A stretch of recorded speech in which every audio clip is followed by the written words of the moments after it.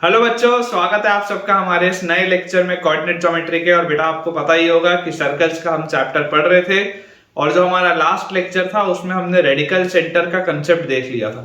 मैंने आपको radical centre पे भी बेटा कुछ बेसिक क्वेश्चंस कराए थे, रेडिकल एक्सिस पर भी बेस्ड मैंने आपको सवाल कराए थे और ओवरऑल एक बहुत ही इंपॉर्टेंट लेक्चर था हमारा लास्ट वाला।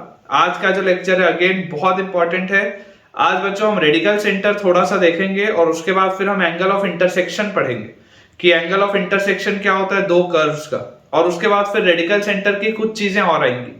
बेसिकली कैसा है कि ये जो दोनों टॉपिक्स हैं या ये तीनों टॉपिक्स मैं बोल रहा हूँ, रेडिकल एक्सिस, रेडिकल सेंटर और angle of intersection between two circles, ये मिक्स तरीके के इनमें बहुत सारे सवाल बनते हैं। तो हम आज रेडिकल सेंटर के साथ साथ थोड़ा सा एंगल ऑफ इंटरसेक्शन देखेंगे और उसके बाद आने वाले लेक्चर्स में रेडिकल सेंटर के जो बचे हुए कंसेप्ट है वो भी देखेंगे। मैं आपको लास्ट लेक्चर में बेटा बताया था कि अब बहुत ज्यादा सर्कल्स का चैप्टर हमारा बचा नहीं है। आज मेरे ख्याल से 18th या 19th लेक्चर होगा सर्कल्स का और मैक्सिमम बेटा 3-4 और लेक्चर्स। मतलब मुझे ऐसा लगता है कि थ्योरी हमारी और 2-3 लेक्चर में कंप्लीट हो जाएगी। उसके बाद 1 या 2 लेक्चर हम रखेंगे प्योरली क्वेश्चन प्रैक्टिस के लिए और उसके बाद सर्कल्स खत्म हो जाएगा। मैं बेटा एक चीज और ये सोच रहा था कि सर्कल्स कंप्लीट करने के बाद आने वाले कुछ समय तक मैं क्लास 11th के लिए कोई भी वीडियो पोस्ट ना करूं, बिकॉज करेंटली बेटा मेरे पास बहुत सारी रिक्वेस्ट आ रही हैं क्रैश कोर्स या वन शॉट वीडियोस के लिए क्लास 10th और क्लास 12th के बच्चों का।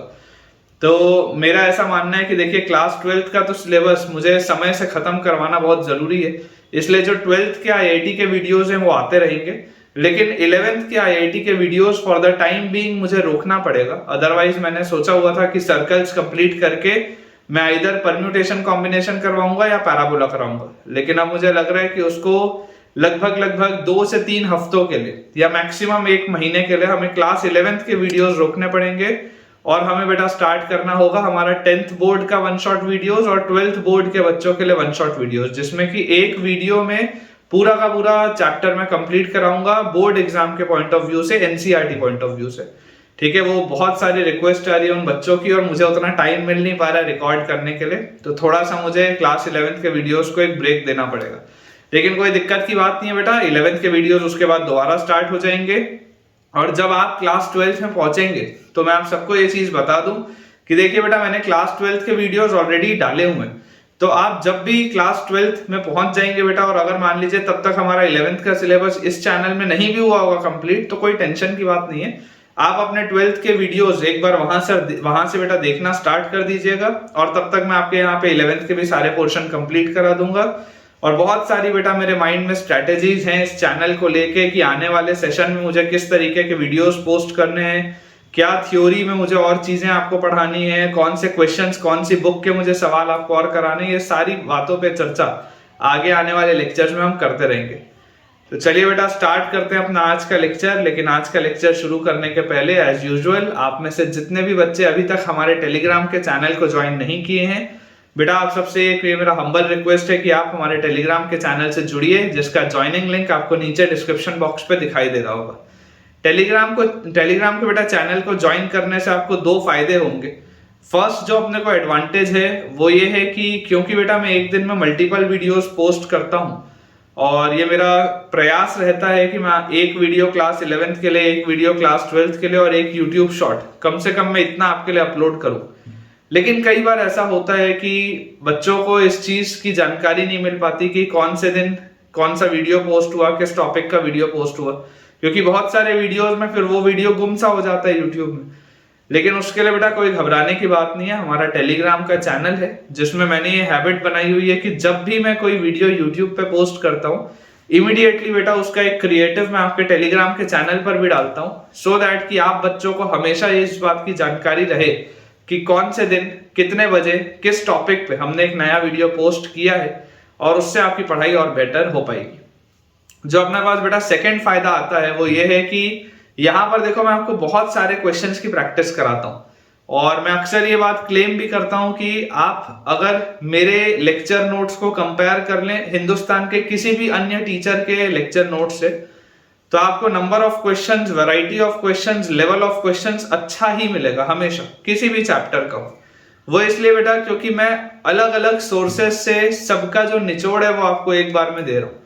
लेकिन बिलीव मी इतना भी सफिशिएंट नहीं है आपके जेईई मेंस और एडवांस के लिए, क्योंकि अगर आपको मेंस और एडवांस का पेपर क्रैक करना है तो आपके प्रॉब्लम सॉल्विंग एबिलिटी और बढ़नी चाहिए, आपकी क्वेश्चन प्रैक्टिस और ज्यादा होनी चाहिए। तो इस चीज के लिए बेटा आपका टेलीग्राम का चैनल आपको बहुत मदद करेगा, जहां पर आपको एक्स्ट्रा क्वेश्चंस मिलेंगे आप ही की प्रैक्टिस के लिए। तो आप जल्दी से हमारे टेलीग्राम के चैनल को ज्वाइन करिए, ज्वाइनिंग लिंक आपको नीचे डिस्क्रिप्शन बॉक्स पे दिख जाएगा। और ज्वाइन करते ही आप बेटा बिल्कुल ये बात पाएंगे कि आपका प्रिपरेशन लेवल बहुत मल्टीपल टाइम्स इंक्रीज हो जाएगा। अब अगर आप हमारे डिस्क्रिप्शन बॉक्स को देख ही रहे तो उसमें आपको एक यूट्यूब चैनल का भी लिंक दिख रहा होगा। सवाल उठता है बेटा कि ये वाला भला यूट्यूब चैनल कौन सा है? तो ये मेरा पर्सनल यूट्यूब चैनल है, क्योंकि मेरा ऐसा मानना है कि आप जिस एग्जाम की तैयारी कर रहे हैं उस एग्जाम की तैयारी में डीमोटिवेशन आना बहुत स्वाभाविक सी बात है, और कई बार हमें खुद पर सवाल भी उठते हैं कि हम शायद एग्जाम क्लियर ना कर पाए या हम इस काबिल नहीं है। तो इन सारी परिस्थितियों से बच्चों आपको वापस बाहर निकालने के लिए और आपको मोटिवेट करने के लिए, आपको इंस्पायर करने के लिए वो वाला यूट्यूब चैनल है, जिसमें मेरा हमेशा ये प्रयास रहेगा कि मैं सिर्फ इंस्पिरेशनल कंटेंट आपके लिए शेयर करूं, ऐसा कंटेंट आपके लिए शेयर करूं जिससे कि आप पॉजिटिव माइंडसेट में रहें हमेशा और अपनी बढ़िया से बेटा प्रिपरेशन करते रहें। तो एक बार अगर आप चाहें तो आप उस चैनल को भी विजिट करके देखें, और अगर आपको फायदा होता हो तो आप उस चैनल को भी सब्सक्राइब कर लीजिए। चलिए स्टार्ट करते हैं बेटा अपना आज का लेक्चर। और अगर आपको मेरे पढ़ाने से थोड़ा सा भी बेनिफिट हो रहा है या इस एक्सपर्ट्स चैनल से अगर आपको थोड़ा सा भी बेनिफिट हो रहा है तो जल्दी से इस वीडियो को लाइक कर दीजिए। सबसे पहले बेटा हम एक नोट पॉइंट से शुरुआत करेंगे। मैं आपको रेडिकल सेंटर क्या होता है और किस तरीके से दो रेडिकल एक्सिस को सॉल्व करके हम रेडिकल सेंटर निकाल लेते हैं, या जो कॉन्करेंसी का प्रूफ था, ये तमाम चीजें मैंने आपको लास्ट लेक्चर में करा दी थी। एक नोट पॉइंट बेटा लिखिए, इंपॉर्टेंट नोट पॉइंट है, ठीक है, इन पे सवाल भी बनते हैं। द रेडिकल सेंटर शॉर्ट में लिख लेते हैं, आरसी लिख लेते हैं। मैंने आपको कल भी बोला था RC will be the radical centre of three circles, the radical centre of three circles described on the sides of the triangle, described on the sides of the triangle, described on the sides of the triangle, described on the sides of the triangle as their diameter, as their diameter, as their diameter is the orthocenter of the triangle, is the orthocenter, is the orthocenter of the triangle, orthocenter of the triangle। ये अपने पास बच्चों एक note point लिखा हुआ है, बहुत important note point है, इस पे डायरेक्ट क्वेश्चन बनता है। मैं इसमें क्या आपको बेटा बोलना चाह रहा हूं मैं आपको समझाता हूं। देखिए बोला जा रहा है the radical centre of the three circles described on the sides of the triangle as their diameter. Imagine आप करें, थोड़ा सा देखिए मैं बड़ा फिगर बनाऊंगा ताकि आपको क्लैरिटी रहे कि हो क्या रहा है। इमेजिन करें अगर आपके पास बेटा एक ये ट्राइंगल दिया हुआ है और इस ट्राइंगल के अंदर मैं आपको बोलता हूं कि मेरे पास तीन सर्कल्स बनाने हैं आपको इस तरीके से कि ये एबीसी इंडिविजुअली उनके डायमीटर्स हो, मतलब AB को डायमीटर लेता हुआ एक सर्कल, BC को डायमीटर लेता हुआ एक सर्कल और AC को डायमीटर लेता हुआ एक सर्कल। आपको इस तरीके से सर्कल्स बनाने।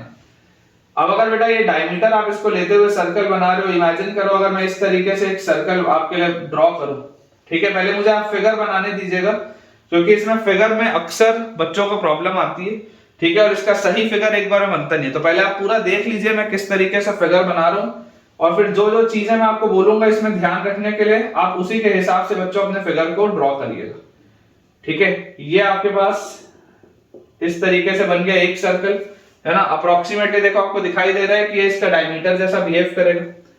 अब जिस पॉइंट पे ये यहां पर टच कर रहा है ना, इसी पॉइंट से आप ऐसा एक सर्कल बनाओ इस तरीके का, ठीक है। अगर आपको ये वाले डायमीटर पे लेना है तो ये वाले डायमीटर के लिए देखिए आपका जो सर्कल बनेगा वो किस तरीके से बनेगा मैं आपको समझा देता हूं। ये अपना एक सर्कल हो गया, दूसरा सर्कल आ जाएगा कुछ इस तरीके से, कुछ ऐसा बेटा अपने पास आ जाएगा सेकेंड वाला सर्कल, ठीक है। कुछ इस तरीके से अपने पास आएगा दूसरा सर्कल, कुछ इस पैटर्न का, ठीक है ना। अभी रफ हैंड से अपने को बनाना है। ये वाला अपने को एक चीज ध्यान रखना है कि ये इधर पर आएगा, और उसके बाद बेटा जो आपके पास थर्ड सर्कल आएगा, थर्ड सर्कल अपने पास आ जाएगा। इसको भी थोड़ा सा अपन और बेटर बना सकते हैं, मुझे ऐसा लग रहा है कि हमें इसे थोड़ा सा और बेटर बनाना चाहिए। इसको आप बेटा इस तरीके से बनाओ, देखो यहाँ पर ना इसको अपन इस तरीके से बनाते हैं कि ये इसको ऐसे कट करता हुआ जाए ऐसा, ठीक है, ये इसको ऐसे कट करता हुआ जाए और यहाँ पर भी इसको थोड़ा सा इसका कटिंग ठीक से दिखा देते हैं अपन इस तरीके से। ये कुछ इस तरीके का बेटा अपने पास ये दिया हुआ है, ये अपने पास एक सर्कल है, ठीक है, दिस इज वन सर्कल, ये वाला, ये अपने पास दूसरा सर्कल है, और जो थर्ड सर्कल आप बच्चों बनाएंगे ये जहां पर इनको ये कट कर रहा है इनसे पास होता हुआ आप बनाइए थर्ड सर्कल, ठीक है क्या, इनसे बेटा पास होता हुआ आप बनाइए थर्ड सर्कल इस तरीके से। आप कुछ इस तरीके का एक बड़ा फिगर बनाइए। मैंने ऐसा फिगर क्यों बनाया मैं अभी आपको समझाता हूं। इस फिगर की देखिए खास बात क्या है, इस फिगर की खास बात यह है, इस पॉइंट्स को आप ध्यान रखिएगा, देखिए क्योंकि हम फ्री हैंड बना रहे हैं इसलिए, अदरवाइज बेटा अगर आप राउंडर राउंडर लेके बनाओगे ना तो बहुत बढ़िया बनेगा। मतलब अगर आपके पास घर में टाइम होगा ना तो आप कोई भी एक ट्राइंगल बनाइएगा बड़ा, और उसके बाद इस साइड को डायमीटर लेते हुए इसका मिडिल पॉइंट निकालिएगा और इस रेडियस का आप एक सर्कल बनाइएगा, वैसे यहां पर और वैसे यहां पर। तो जब आप सर्कल्स बनाएंगे ना तो आप देखेंगे कि इनका ये जो पॉइंट ऑफ इंटरसेक्शन आ रहा होगा ना वो ये वाले पॉइंट्स आ रहे होंगे, मतलब ये साइड्स के ऊपर आ रहे होंगे, ये वाले पॉइंट्स आ रहे होंगे इंटरसेक्शन के, ठीक है, ये बहुत इंपॉर्टेंट है प्रोफाइल। अब देखो इस पॉइंट को मैं बोल देता हूं let us say this is point D, let us say this is point E and let us say this is point F. अब मैं आपको बच्चों सिर्फ एक चीज अगर बोलूं कि इस प्रोफाइल में आप फिगर ध्यान से देख लीजिए, मैंने फिगर कैसे बनाया है। मैंने एक ट्राइंगल बनाया, ट्राइंगल में यहां पर बेटा आपने सबसे पहले एक सर्कल बनाया इस तरीके से। आपने जैसे इस सर्कल को बनाया, इस सर्कल को बनाने के बाद जहां पर ये इस पॉइंट को टच किया और यहां पर इस पॉइंट को टच किया तो ऑटोमेटिकली इनके पॉइंट ऑफ इंटरसेक्शन से फिर अपन बचे हुए सर्कल्स को ड्रॉ किए, ठीक है। इस बात को ध्यान रखिएगा, फिगर जब भी आप बनाएंगे इस पॉइंट का आप ध्यान रखिएगा कि इस तरीके का फिगर आपके पास बनेगा। अब जैसे ही हमारे पास बच्चों ये फिगर बन गया, मैं आपको सिंपल सा एक अप्रोच इसका समझाता हूं। अप्रोच बहुत सिंपल सा है कि आप एडी को ज्वाइन कर दीजिए, आप बच्चों एडी को ज्वाइन कर दीजिए। आप देखिए इमेजिन करिए अगर मैं ए से लेकर डी को ज्वाइन करूं, अभी मैं आपको कुछ नहीं बोल रहा हूं कि ये एडी इस पर परपेंडिकुलर है या क्या नहीं, मैं कुछ नहीं बोल रहा हूं, मैं आपको सिर्फ बोल रहा हूं आप ए से लेकर डी को ज्वाइन कर दीजिए।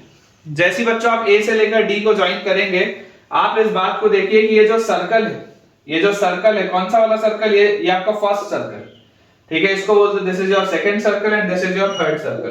क्योंकि बेटा देखो इस बात को आप समझो कि आपके पास ऑलरेडी नोट पॉइंट में तो ये बात लिखी हुई है ना कि जो ये रेडिकल सेंटर होगा इनका वही ऑर्थो सेंटर भी होगा ट्राइंगल का। तो बेसिकली अगर आप ट्राइंगल का ऑर्थो सेंटर देख रहे हैं इसलिए मैंने इस तरीके का फिगर भी बनाया ताकि प्रूफ करने में आसानी हो। तो मैं आपको बोल रहा हूं कि आप एडी को ज्वाइन करो। अब आप देखेंगे कि clearly angle ADB, angle ADB is equal to 90 degree.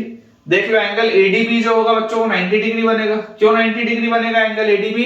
क्योंकि आप बोलोगे कि सर एबी डायमीटर था और इस डायमीटर में देखो ये सर्कल S1 में सेमी सर्कल के अंदर है ना, angle inside semi circle, angle inside semi circle for first circle. पहले वाले सर्कल के अंदर आप देख सकते हैं ये जो सेमी सर्कल है एबी डायमीटर है, इसके अंदर आपके पास ये एंगल बन रहा है। तो ये वाला एंगल आपके पास क्या आ गया, 90 डिग्री आ गया, ठीक है। इसका मतलब बेटा देखो अगर ये 90 डिग्री का आपने एंगल बना लिया तो ये चीज आपको आती है समझ में कि एडी इसके परपेंडिकुलर है ना। तो therefore AD is perpendicular to BC, ये बात में तो कोई डाउट नहीं कि एडी जो होगा वो बीसी के परपेंडिकुलर होगा, इस बात में अपने को कोई दिक्कत नहीं है। और ऑल्सो बेटा यहाँ पे आपको एक चीज समझ में आ रही है कि एडी ही जो होगा, ये जो एडी ही होगा ये सर्कल 1 और सर्कल 2 दोनों के रेडिकल एक्सिस भी होगा। Also AD is the radical axis of S1 and S2। ये फर्स्ट सर्कल है, ये सेकंड सर्कल है, तो एडी जो है इसका रेडिकल एक्सिस भी तो है, क्योंकि देखो ये वाला पहला वाला सर्कल और ये दूसरा वाला सर्कल जिन दो पॉइंट्स पे इंटरसेक्ट हो रहे थे वही तो ए और डी है। तो एडी रेडिकल एक्सिस भी है और एडी क्या है, एडी आपका परपेंडिकुलर भी है बीसी में। अब सिमिलरली बच्चों मैं आपको बोलता हूं, ये देखो ये वाली हमने अभी जो चर्चा की वो हमने कर ली एडी पे। अब मैं आपको बोलता हूं आप एडी को मिटा दो यहां से, अदरवाइज आपको समझने में प्रॉब्लम आएगी, ठीक है ना। फिगर बहुत कॉम्प्लिकेटेड हो जाएगा, इसलिए आप इसको पेंसिल से बनाइएगा और डॉटेड लाइन से बनाइएगा ताकि आपको समझ में आए। ठीक है, इसको अपन यहां से बेटा क्लियर कर देते हैं, अदरवाइज फिगर में आपको क्लैरिटी नहीं आएगी। अब बेटा मैं आपको बोलता हूं आप B से E को ज्वाइन करो, ज्वाइन B टू E। जैसे बच्चों आप B से E को ज्वाइन करेंगे, सिमिलरली ज्वाइन BE। मैं लास्ट में सबको ज्वाइन करूंगा तो उससे आपको खुद ब खुद समझ में आ जाएगा। अब अगर बेटा आप B से E को ज्वाइन करते हैं तो आप इमेजिन करिए कि क्लियरली आपका एंगल BEC जो होगा, clearly angle BEC, clearly angle BEC will be equal to 90 डिग्री। ये जो एंगल बच्चों BEC होगा, ये वाला एंगल आपके पास 90 डिग्री आएगा। क्यों ये एंगल 90 डिग्री आएगा? क्योंकि देखो BC जो है वो डायमीटर है सर्कल S3 के लिए, सर्कल S3 के लिए BC आपका डायमीटर है, तो ये सेमी सर्कल के अंदर वाला एंगल 90 डिग्री होता है। तो रीजन इसका आ जाएगा क्या? Angle inside semi circle, angle inside semi circle for third circle, for third circle, या इसको आप S3 बोल सकते हैं, फॉर थर्ड सर्कल। ठीक है, तो यहां से आपके पास देखिए क्या आ जाएगा, therefore BE is perpendicular to, BE किसके परपेंडिकुलर आएगा? AC के। Therefore BE is perpendicular to AC। Clearly आपको देखो दिखाई दे रहा है कि ये BE जो है वो AC के आपको परपेंडिकुलर में ही है।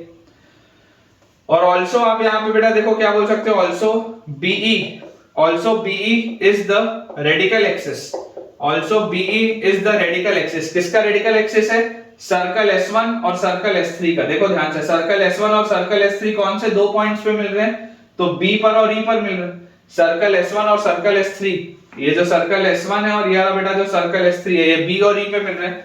तो BE is the radical axis of S1 and S3, ये अपने पास आ जाता है।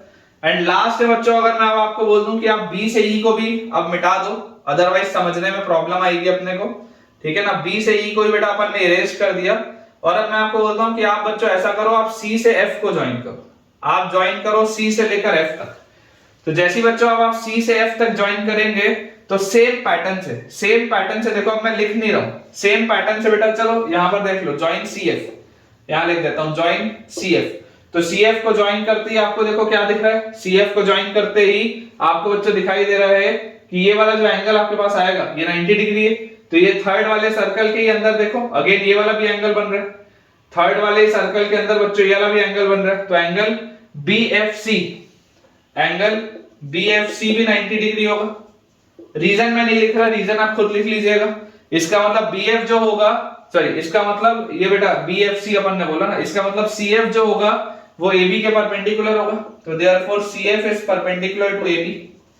ठीक है ना, CF will be perpendicular to AB। और ये जो CF हमने बनाया है, ये CF किसका रेडिकल एक्सिस है? तो CF सेकंड और थर्ड सर्कल का रेडिकल एक्सिस है क्या? देखो सेकंड वाला सर्कल और थर्ड वाला सर्कल कौन से दो पॉइंट पे मिल रहे हैं? ये वाला सर्कल, थर्ड सर्कल और सेकंड सर्कल मिल रहे हैं C और F पे। तो also CF is the radical axis of S2 and S3। CF is the radical axis of S2 and S3। S2 और S3 का रेडिकल एक्सिस क्या है? CF है। ठीक है, तो जैसे ही अपने पास बच्चों ये वाली चीज आ जाती है, ये वाली चीज अपने पास जैसे ही आती है, इसका मतलब हमारे पास क्या आ जाएगा? इसका मतलब बच्चों हमारे पास आ जाएगा यार ये CF जो है वो ट्राइंगल का ऑल्टीट्यूड भी है, रेडिकल एक्सिस भी है। ये जो AD था, ये जो बच्चों AD था, मैं बना देता हूं, ये जो AD था ये ट्राइंगल का ऑल्टीट्यूड भी था और रेडिकल एक्सिस भी था। ये जो BE आपके पास आया था, ये BE बच्चों जो आपके पास आया था, ये ट्राइंगल का ऑल्टीट्यूड भी था और रेडिकल एक्सिस भी था। समझ पा रहे हो आप? ये जो बेटा तीनों साइड्स हैं, ये ट्राइंगल के ऑल्टीट्यूड भी हैं और उसके साथ साथ रेडिकल एक्सिस भी। तो ऑल दीज थ्री लाइंस, मतलब कि AD, BE and CF, AD, BE and CF, ये तीनों के तीनों रेडिकल एक्सिस भी हैं और ऑल्टीट्यूड भी है। ठीक है, रेडिकल एक्सिस भी है और ऑल्टीट्यूड भी है। तो क्योंकि ये रेडिकल एक्सिस है तो इनका point of intersection radical centre होगा, और क्योंकि ये ऑल्टीट्यूड्स भी हैं तो इनका point of intersection ortho centre होगा।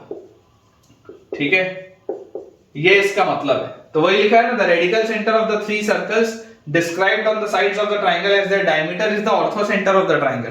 तो अगर आप ऐसे बेटा सर्कल बनाएं जो कि इस साइड के डायमीटर को लेते हुए बनाया गया, तो ऑटोमेटिकली जो रेडिकल सेंटर आएगा वही ऑर्थो सेंटर भी आएगा। इसका मतलब आप बोल सकते हैं कि this is H which is ortho center of the triangle and this is also RC which is the radical center। एक ही बात है, रेडिकल सेंटर और ऑर्थो सेंटर सेम ही पॉइंट होगा। ये बहुत इंपॉर्टेंट कंसेप्ट है, इस पे डायरेक्ट बेटा क्वेश्चंस बनते हैं ठीक है क्या? इस पे डायरेक्ट आपके पास सवाल बनते हैं, मैं आपको अभी करवाऊंगा अभी वो क्वेश्चन। ठीक है, तो देखिए बेसिक अपन ने नोट पॉइंट देख लिया और इसका जो पूरा डेरिवेशन था वो मैंने आपको बता दिया है। इसको बच्चों क्लियर करते हैं, आगे बढ़ते हैं। देखिए इस पर बेटा बेस में आपको एक सवाल करवाता हूं। क्वेश्चन अपने पास दिया हुआ है, find the radical centre of the three circles, find the radical center of the three circles described on the three sides,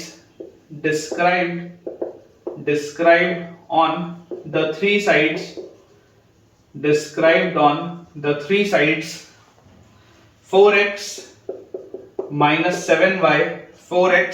7y plus 10 equal to 0, 4x minus 7y plus 10 equal to 0, x plus y minus 5 equal to 0, x plus y minus 5 equal to 0, and 7x plus 4y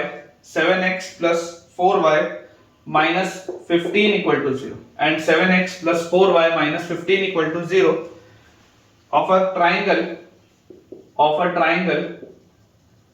described on the three sides this of a triangle as diameters.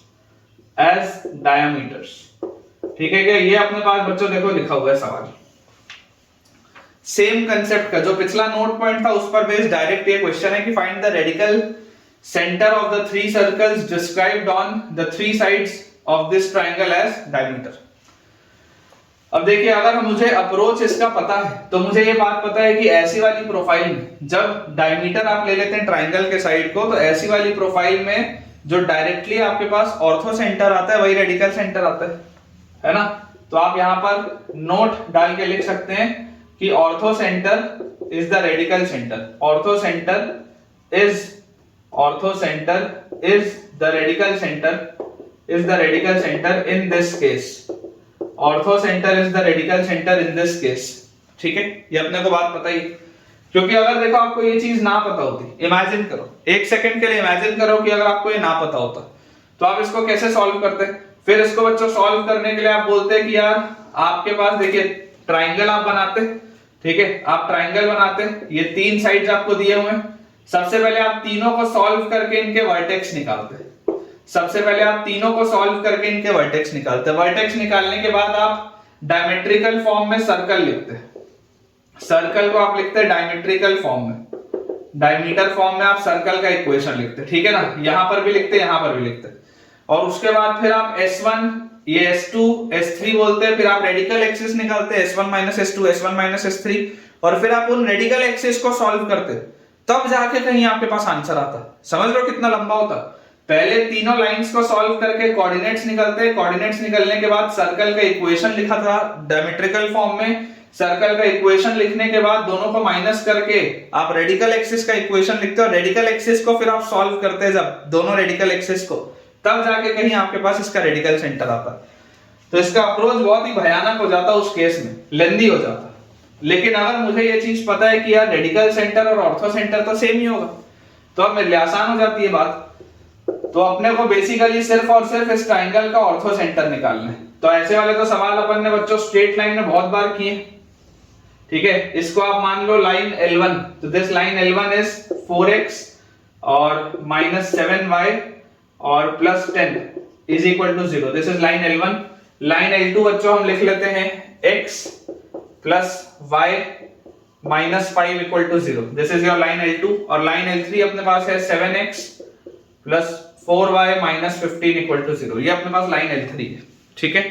तो M1 का बच्चों देखो जो slope होगा M1 है ना, this is your line L1 and this is your line L2 and this is your line L3।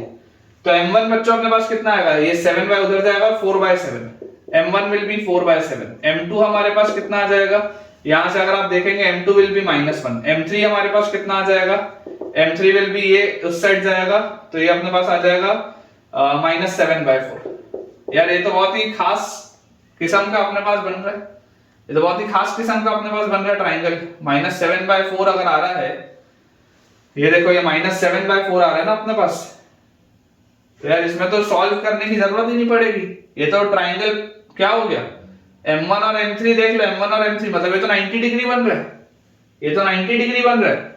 अभी तो डायरेक्टली पहले मैं आपको आंसर निकाल के दिखा देता हूं, उसके बाद इसको अच्छे से सॉल्व भी करेंगे, है ना। डायरेक्टली देखो इसको अपन आंसर कैसे निकाल लेते हैं, तो यार डायरेक्टली आंसर तो क्या आ जाएगा 7/4 और ये है परपेंडिकुलर लाइंस है, तो ये वाला कोऑर्डिनेट होगा ऑर्थो सेंटर, और ये अगर ऑर्थो सेंटर होगा तो ये वाला कोऑर्डिनेट आपका रेडिकल सेंटर भी होगा। ये तो राइट ट्रायंगल बन रहा है। देख लो इस लाइन का स्लोप -7/4 है, इस लाइन का स्लोप 4/7, परपेंडिकुलर लाइंस है, तो ये तो टेंशन ही खत्म हो गया। Ortho centre is the radical centre, solve कर लो। जैसे ही आप इन दोनों को बच्चों सॉल्व करोगे आपके पास आ जाएगा, यहां से देखो लाइन लिखा हुआ है 4x - 7y + 10 = 0, और ये हमारे पास लिखा हुआ है 7x + 4y - 15 = 0। इस पूरे को बच्चों हम ऐसा करते हैं 7 से मल्टीप्लाई कर देते हैं, और इस पूरे को हम मल्टीप्लाई कर देते हैं 4 से, तो 7 से मल्टीप्लाई करने पे अपने पास आ जाएगा 28x - 49y + 70 = 0, और यहाँ पर अपने पास आ जाएगा 28x और +16y और -20 = 0। ये अपने पास आ जाएगा। सब्ट्रैक्ट बच्चों जैसे ही आप करोगे, मान लो आप नीचे वाले से ऊपर वाले को सब्ट्रैक्ट करते हो, ये खत्म, 16 + 49 कितना आ जाएगा 55 और 10 65y, और नीचे वाले से ऊपर वाले को किए तो -20 और -70, तो ये अपने पास आ जाएगा -90, तो = 90। तो y की बच्चों वैल्यू अपने पास आ जाएगी 90/65। 90/65 अपने पास देखिए कितना आ जाएगा। जैसे अपन इसको, यार एक गलती कर दी अपन ने, एक गलती कर दी, मुझे कैलकुलेशन में ही लग रहा है कि एक गलती हो गई। यहाँ पर बेटा जैसे आप 4 से मल्टीप्लाई करोगे तो 7 4 से 28x और फिर +16y, 15 4 से यहाँ -60 आएगा यार, -60 आएगा, ठीक है। तो जैसे आप सब्ट्रैक्ट करोगे कट जाएगा 16 और -49, तो अपने पास आ जाएगा माइनस ऑफ माइनस मतलब 49 + 16, तो दिस विल बी 65y और -60 और -70 -130 = 130। तो यार y की वैल्यू 2 आ जाएगी। देख लो y की वैल्यू 2 आ जाएगी। जैसे आप बच्चों y की वैल्यू 2 यहां पर रखेंगे तो 7x + y की वैल्यू 2 इज 8 -15 = 0, तो 7x की वैल्यू अपने पास -7 उधर जाके +7, तो x की वैल्यू आ जाएगी 1। x की वैल्यू बच्चों 1 आएगी, y की वैल्यू अपने पास 2 आएगी, ठीक है। 1,2 आंसर आएगा यार।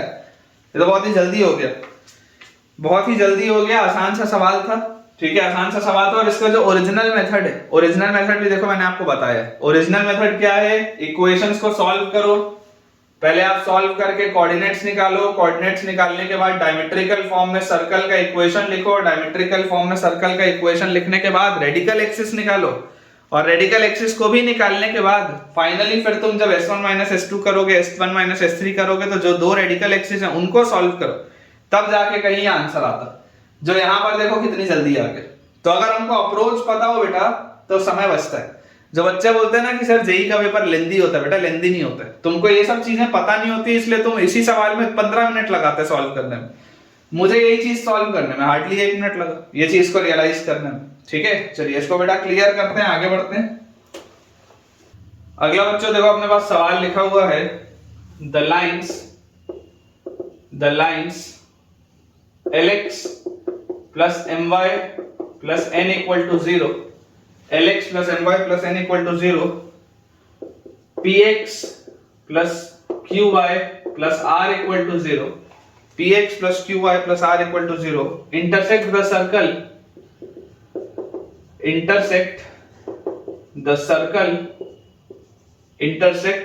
the circle S1.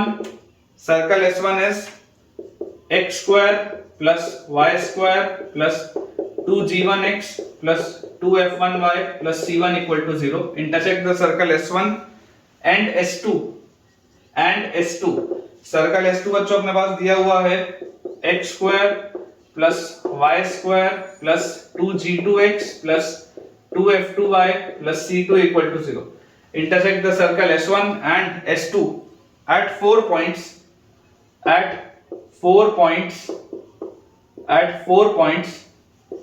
A and B, C and D. At 4 points A and B, C and D respectively. A and B, C and D respectively. Find the condition that these points find the condition that these points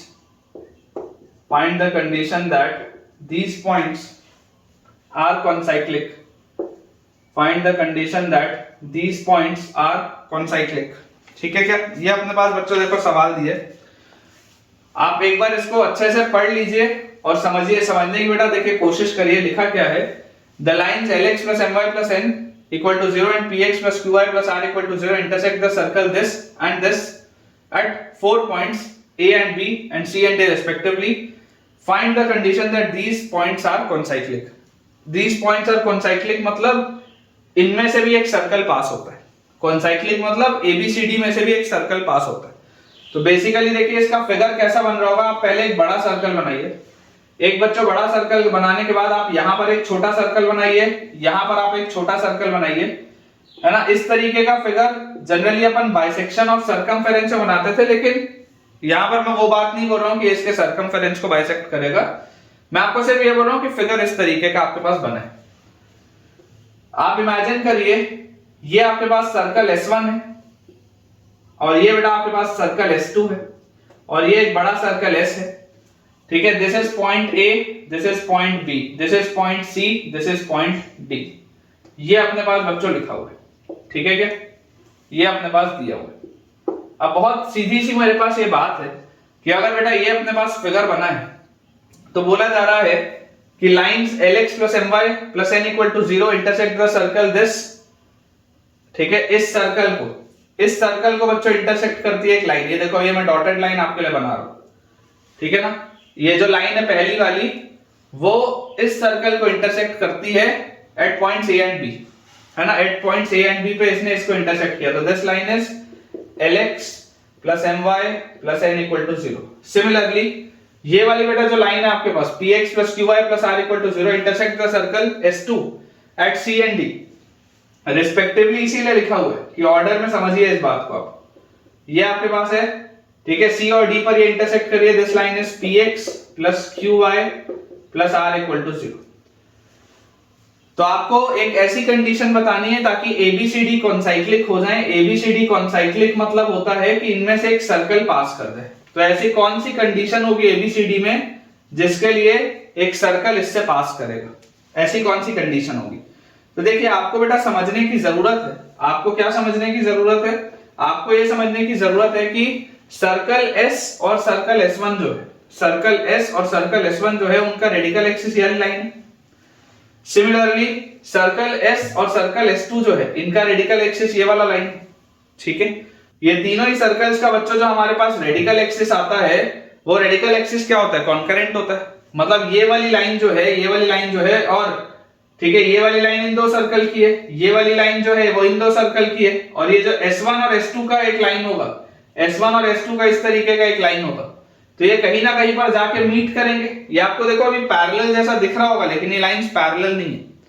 आपको ये parallel जैसा दिख रहा होगा बच्चों लेकिन ये lines parallel नहीं है। अगर आप चाहो तो थोड़ा सा रीअरेंज करके आप फिगर बना लो, कोई दिक्कत की बात नहीं है, but these lines are not parallel.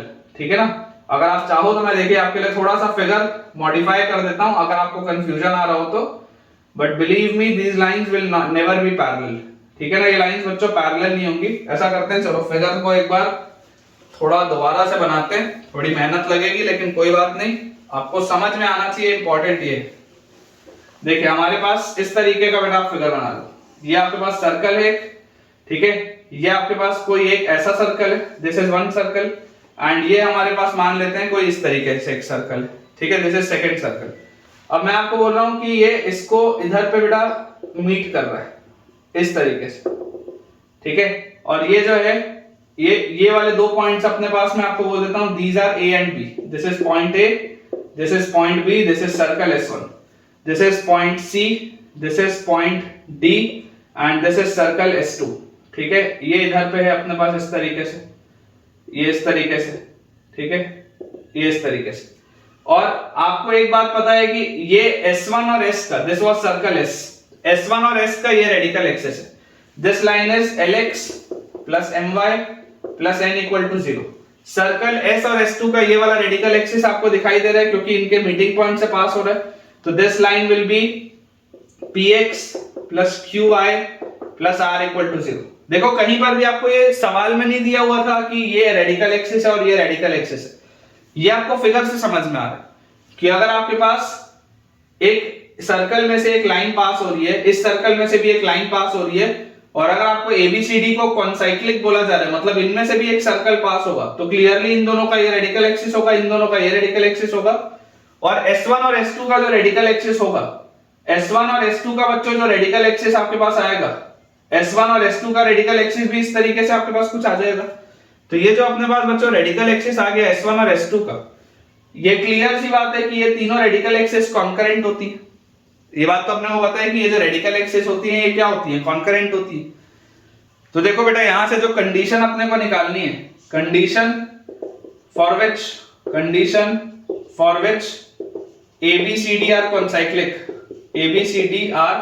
Concyclic, तो ये कॉन्साइक्लिक कब होंगे, जब बच्चों ये कॉन्साइक्लिक होंगे जब ये तीनों रेडिकल एक्सिस कॉन्करेंट होंगी।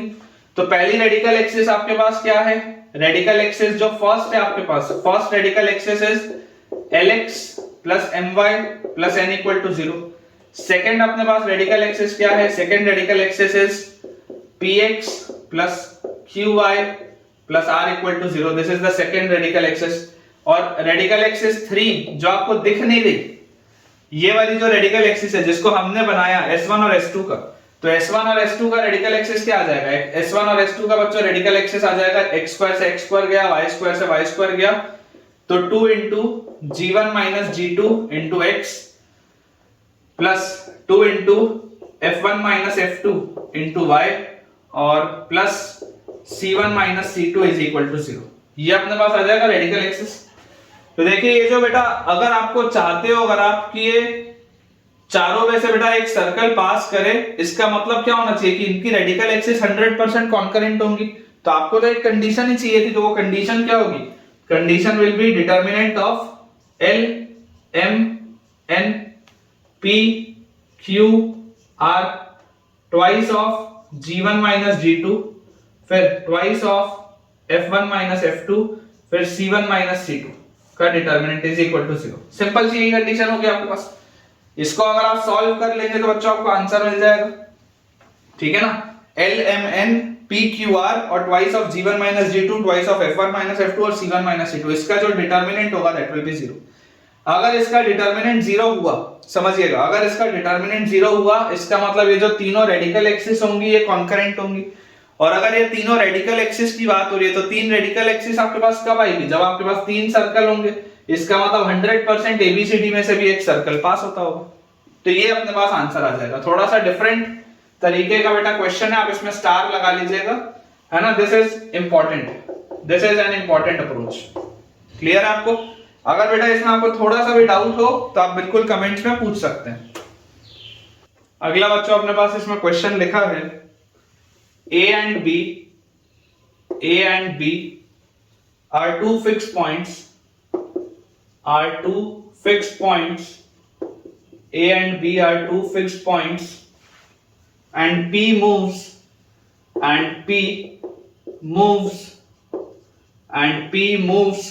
such that PA is equal to n times PB, such that PA is equal to n times PB, where n is not equal to 1, show that the locus of P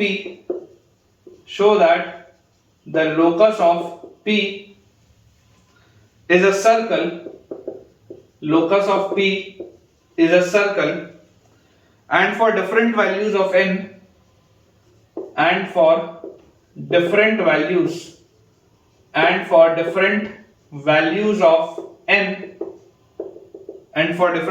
of n, all the circles have different values of n, all the circles have a common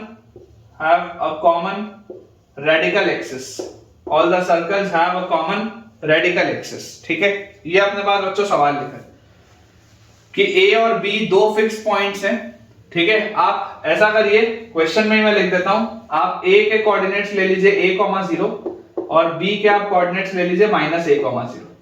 ठीक है, fix points बोल रहा है तो अपन दे देते हैं सवाल में कि ये आपके पास fix points, a and b are two fix points and p moves such that pa is equal to n times pb। अब देखिए, आप ऑब्जर्व बच्चों इसमें करिएगा कि अगर आपको बोला जा रहा है कि p एक ऐसा पॉइंट है जो मूव कर रहा है और आपको p का लोकस बताना है, तो कोऑर्डिनेट ऑफ पॉइंट p आप क्या लेंगे, कोऑर्डिनेट ऑफ पॉइंट p आप लेंगे h, k, यही आप लेंगे कोऑर्डिनेट ऑफ पॉइंट p। तो बच्चों pa क्या होगा, व्हाट विल बी pa, तो pa will be distance formula के हिसाब से under root of h minus a का whole square plus k square, और pb हमारे पास क्या आ जाएगा, pb will be under root of h plus a का whole square plus k square. ठीक है बच्चों, अपने पास दिया हुआ है pa is equal to n pb, so if pa is equal to n times pb, तो मैं स्क्वायर करके बोल सकता हूं कि pa का जो स्क्वायर होगा that will be n square into pb का स्क्वायर। तो pa का स्क्वायर क्या आएगा, रूट हट जाएगा, तो this will be h minus a का square plus k square will be equal to n square into pb का स्क्वायर, मतलब रूट हट जाएगा तो h प्लस a का स्क्वायर प्लस k स्क्वायर, ये अपने पास आ जाएगा।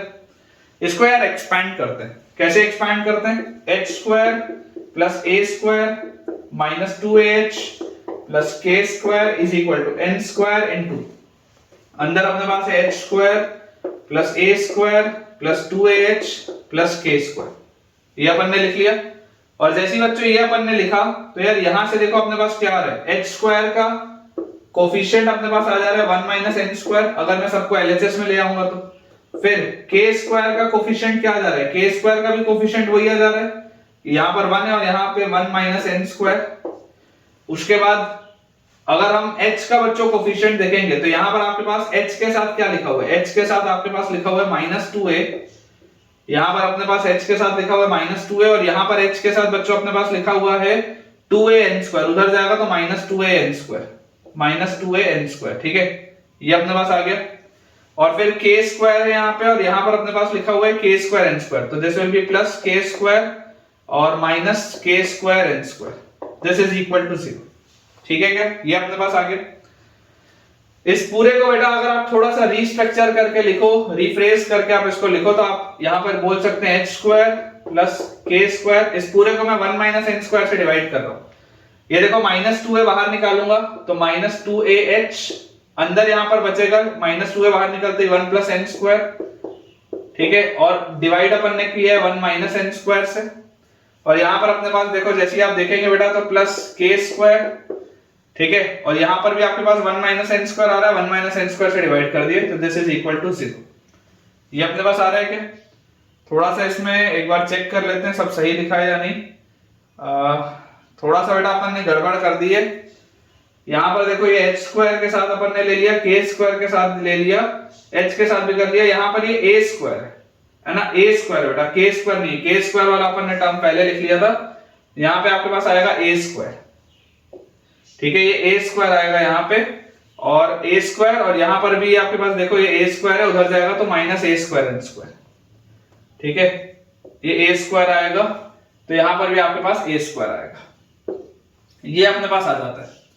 अब जैसे बेटा ये आपके पास आया, क्लियरली आप देख सकते हैं फाइनल आंसर के लिए x square plus y square minus 2ax into 1 plus n square divided by 1 minus n square plus a square is equal to 0। ये अपने पास एक सर्कल आ रहा है, clearly this is a circle. ठीक है, तो सबसे पहला पार्ट तो अपना हो गया कि show that locus of p is a circle, locus of p is a circle, ये अपन ने सर्कल को कर दिया locus. And for different values of n, all the circles have a common radical axis. Common radical axis मतलब ये coaxial system of circles की बात हो रही है, ये मैं आपको बताऊंगा। अगला जो अपने पास सवाल है वो coaxial system का, ये याद करिए जब मैंने आपको radical axis में बेटा बहुत सारे पॉइंट्स लिखाए थे आज से 2 लेक्चर पहले, तो उसमें आखिरी जो पॉइंट था उसमें coaxial system of circles था, ऐसे सर्कल्स जिनमें आप कोई भी पेयर अगर उठाएं तो उस पेयर में रेडिकल एक्सिस सेम होगा, ये वही उसी की बात हो रही है। तो ये अपन ने लिख लिया, बोल रहा है for different values of n, मान लो आप ले लो n को n1 ले लो और आप n को ले लो n2। ठीक है ना, आप n को बच्चों n1 और n2 ले लो, n को n1 और n2। तो आपके पास एक सर्कल क्या आ जाएगा, इसी ये एक फैमिली है बेसिकली, ये एक फैमिली है जिसमें n आपके लिए क्या है, n अभी आपको पता नहीं है, n की वैल्यू तो आपको पता नहीं, तो ये आपके पास पूरा का पूरा फैमिली ऑफ सर्कल लिखा हुआ है। मैं अगर बोलता हूं n की वैल्यू n1 अगर आप लोगे तो सर्कल S1 आपके पास क्या आ जाएगा, x square plus y square और minus 2ax into 1 plus n1 का स्क्वायर अपॉन 1 माइनस n1 का square plus a square equal to 0। और सर्कल S2 हमारे पास क्या आ जाएगा, सर्कल S2 बच्चों हमारे पास आ जाएगा x square plus y square minus 2ax into 1 plus n2 का स्क्वायर अपॉन 1 माइनस n2 का square plus a square is equal to 0। और इनका बच्चों जो रेडिकल एक्सिस होगा, इनका जो हमारे पास रेडिकल एक्सिस आएगा that will be s1 minus s2 equal to 0। जरा इनको सब्ट्रैक्ट करो, इससे ये गया, इससे ये गया, a स्क्वायर से a स्क्वायर भी गया। जैसे ही आप इनको सब्ट्रैक्ट करोगे आप बच्चों सोच के देखो, आपके पास लिखा होगा minus 2ax into 1 plus n1 square upon 1 minus n1 square, और सब्ट्रैक्ट आप कर रहे हो तो ये माइनस माइनस प्लस हो जाएगा, तो plus 2ax into 1 plus n2 square upon 1 minus n2 का square, this is equal to 0। यार यहां से मुझे क्या चीज दिखाई दे रही है, मुझे यहां से बच्चों दिखाई दे रहा है कि अगर मैं x कॉमन ले लूं तो उसके बाद अंदर बहुत सारी चीज लिखी हुई है, दिस इज इक्वल टू 0। यहां पर अंदर लिखा होगा minus 2a 1 plus n1 square by 1 minus n1 square, फिर plus 2a 1 plus n2 square by 1 minus n2 square. तो ये बहुत सारी एक कांस्टेंट सी चीज लिखी हुई है ना, बहुत सारी एक कांस्टेंट सी बच्चों चीज आपके पास लिखी हुई है with x is equal to 0। तो यहां से आपके पास इक्वेशन क्या आ गया, x इक्वल टू 0, और x इक्वल टू 0 क्या होता है, y एक्सिस। इसका मतलब इसका रेडिकल एक्सिस क्या आ रहा है, ये जो रेडिकल एक्सिस जो एक स्ट्रेट लाइन होती है which is a straight line, वो स्ट्रेट लाइन कौन सी स्ट्रेट लाइन आ रही है, y एक्सिस आ रही है which is x equal to 0, मतलब y एक्सिस। तो आप इसमें कोई भी पेयर ले लें, ये जो n की वैल्यूज है बेटा, जैसे जैसे आप n की वैल्यूज बदलते जाएंगे, आपको कोई भी पेयर लेना हो, आप n1 n2 n3 n4 n5 n6 n7 ऐसा n100 तक n1000 तक आपको कुछ भी लेना हो, जब भी आप इसे सॉल्व करेंगे, किसी भी पेयर को अगर आप सॉल्व करेंगे तो आप हमेशा ये पाएंगे कि आपके पास क्या जा रहा है, रेडिकल एक्सिस सेम आ जा रही है। किसी भी पेयर में रेडिकल एक्सिस हमेशा सेम आ जा रही है, ठीक है। तो ये बेटा बहुत एक इंपॉर्टेंट कंसेप्ट है जो अपन ने अभी सॉल्व किया। कोएक्सियल सिस्टम्स ऑफ सर्कल पर अगर आप चाहें तो आप एक बार बेटा गूगल पे सर्च करें कोएक्सियल सिस्टम ऑफ सर्कल, उसमें आपको इमेजेस दिख जाएंगी, तो उससे आपको और कंसेप्ट क्लियर हो जाएगा कि किस तरीके से कोएक्सियल सिस्टम ऑफ सर्कल होता है और क्यों उन सर्कल्स का रेडिकल एक्सिस हमेशा सेम होता है। एक बार आप इसमें सर्च जरूर करें। अगला बेटा अपने पास देखिए सवाल लिखा हुआ है, find the equation of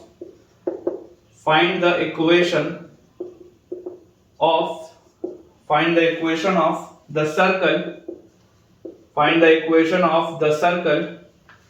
coaxial with the circle, find the equation of the circle coaxial with the circle, find the equation of the circle coaxial with the circle।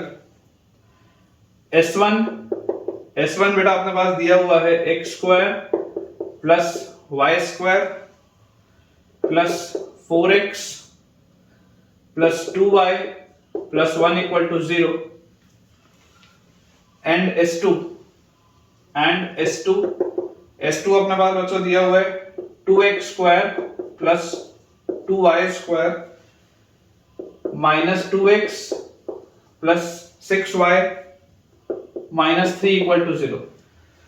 Find the equation of the circle coaxial with the circle S1 and S2 and the center of the circle and the center of this circle and the center of this circle lies on the radical axis and the center of this circle lies on the radical axis of the given circles lies on the radical axis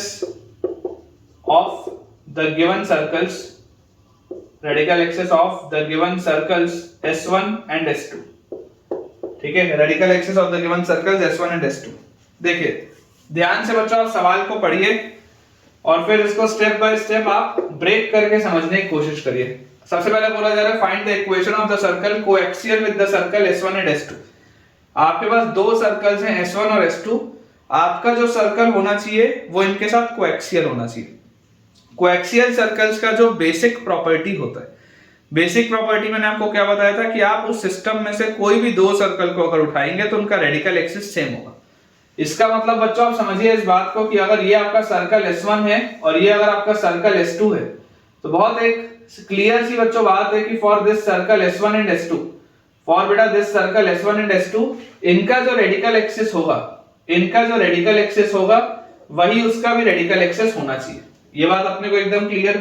equation of the circle coaxial with the circle S1 and S2, this is circle S1, this is circle S2, and the center of this circle lies on the radical axis of the given circles, और इनका जो centre आएगा वो centre इस radical axis पर लाई करे, ठीक है ना। वो जो सर्कल आएगा बेटा उसका सेंटर इस रेडिकल एक्सिस पर लाई करे। तो सबसे पहले तो आप रेडिकल एक्सिस निकाल लो। रेडिकल एक्सिस आपके पास देखो क्या आएगी, radical axis will be S1 minus S2 equal to 0। यहां पर बच्चों देखो मैंने आपको पहले ही सिखाया है कि कभी भी अगर आपके पास इस तरीके का इक्वेशन आए तो आपका पहला स्टेप होना चाहिए x स्क्वायर और y स्क्वायर के कोफिशिएंट को 1 करना। तो अगर आप इसको 2 से डिवाइड करोगे तो ये भी खत्म, ये 6 की जगह 3 आ जाएगा और यहां पर आ जाएगा -3/2। अब जैसे ही बच्चों आप S1 minus S2 करोगे, x स्क्वायर से x स्क्वायर गया, y स्क्वायर से y स्क्वायर गया, 4x में से -x गया तो 5x, 2y में से 3y गया तो -y, और 1 में से 3/2 सब्ट्रैक्ट हुआ तो 1 + 3/2 मतलब ये आ जाएगा +5/2। This is equal to 0। ये अपने पास आ जाएगा। या यहां से आप बच्चों इसको बोल सकते हो 2 से मल्टीप्लाई करके 10x - 2y + 5 = 0। ये आपका रेडिकल एक्सिस आ गया। This is your radical axis जिसका इक्वेशन मुझे मिल चुका है, ठीक है। अब अगर मुझे रेडिकल एक्सिस का बच्चों इक्वेशन आ चुका है तो मुझे बोला जा रहा है find the equation of the circle coaxial with these two circles. अब इनके साथ जो भी बच्चों सर्कल कोएक्सियल होगा, कोएक्सियल सर्कल जो भी होगा 100% बेटा वो S1 + लैम्डा S2 के फॉर्मेट का होगा, क्योंकि अगर कोएक्सियल सर्कल है तो बेसिकली इन्हीं से पास हो रहा होगा, इन सबका जो रेडिकल एक्सिस होगा वो सेम ही होगा। आपको एक ऐसा सिस्टम ऑफ सर्कल लिखना है जिसमें कि आप कोई भी अगर दो पेयर उठाएं तो उसका रेडिकल एक्सिस सेम ही है। तो कोएक्सियल सर्कल जो आपके पास आएगा that will be S1 + lambda S2, क्योंकि इनमें से पास होता हुआ कोई भी अगर मैं बेटा अन्य सर्कल उठाऊंगा, कोई भी सर्कल इस तरीके का बेटा मैं कोई भी सर्कल ले लूं, हमेशा ही मेरे पास क्या आएगा, हमेशा ही हमारे पास जो सर्कल आएगा, आप कोई भी अगर इस तरीके का बेटा सर्कल लेंगे तो आप जब भी इस फैमिली के दो सर्कल्स उठाएंगे तो रेडिकल एक्सिस आपके पास हमेशा सेम आएगा। इसलिए आपके पास कोएक्सियल सिस्टम ऑफ सर्कल्स क्या आ जाएगा, S1 + लैम्डा S2। तो अगर मैं फैमिली ऑफ सर्कल से जाऊं और मैं बोलूं कि मेरा कोएक्सियल सिस्टम ऑफ सर्कल्स जो है वो S1 + लैम्डा S2 है, तो यहां से अपने पास देखो क्या आ जा रहा है। आप इसी को मैं आपको बता रहा हूं, अल्टरनेटिवली आप इसी को S1 + lambda into radical axis भी बोल सकते हो। रेडिकल एक्सिस बेसिकली क्या है, S1 - S2, या इसी को आप S2 + lambda into S1 - S2 भी बोल सकते हो। सबसे आंसर सेम आएगा।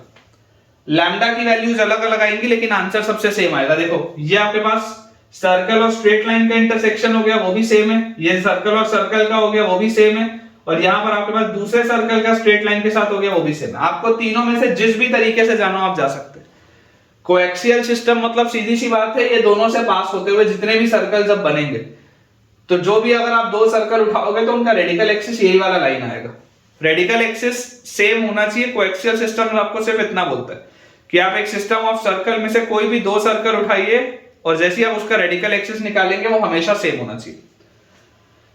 तो मैं अगर पहले वाले मेथड से जाऊं, आप नीचे वाले दोनों को भी ट्राई करके देखिएगा और मुझे कमेंट से बताइएगा कि आपका इन दोनों से भी आंसर आता है या नहीं। ऑब्वियसली लैम्डा की वैल्यूज अलग अलग आएंगी लेकिन जो फाइनल आंसर बच्चों आएगा दैट विल बी सेम। तो यार यहां से देखो, अगर मैं बोलूं कि any circle coaxial with the circles S1 and S2 will be, S1 हमारे पास है x² + y² + 4x + 2y + 1 plus lambda into S2 is हमारे पास आ जाएगा x² + y² - x + 3y - 3y2 = 0। Any circle coaxial with the two circles S1 and S2 will be of the form this। आप इन दोनों को भी ट्राई करके देखिएगा। तो यार यहां से अपने पास देखो क्या आ जाएगा, x² के साथ बच्चों लिखा हुआ है 1 + लैम्डा प्लस y² के भी साथ अपने पास लिखा हुआ है 1 + लैम्डा और उसके बाद प्लस x के साथ अपने पास लिखा हुआ है 4 माइनस लैम्डा, फिर y के साथ अपने पास लिखा हुआ है 2 प्लस 3 लैम्डा, y के साथ 2 प्लस 3 लैम्डा, और उसके बाद बच्चों कांस्टेंट टर्म लिखा हुआ है 1 minus 3 lambda by 2। Constant term हमारे पास लिखा हुआ है plus 1 minus 3 lambda by 2, this is equal to 0। ये अपने पास बच्चों दिया हुआ है सर्कल। तो इसको आप देखिए किस तरीके से लिखेंगे, इसको आप लिखेंगे x square plus y square plus x into 4 minus lambda upon 1 plus lambda, और plus y into 2 plus 3 lambda upon 1 plus lambda, और plus 1 minus 3 lambda by 2 upon 1 plus lambda. ठीक है, ये अपने पास बच्चों दिया हुआ है। This is the family of circles जो आपके पास आएगा, या सिस्टम ऑफ कोएक्सियल सर्कल जो आपके पास आएगा। अब आपको बच्चों इसमें एक ऐसा सर्कल चाहिए जिसका सेंटर इस पर लाई करता हो, तो इसका सेंटर क्या होगा?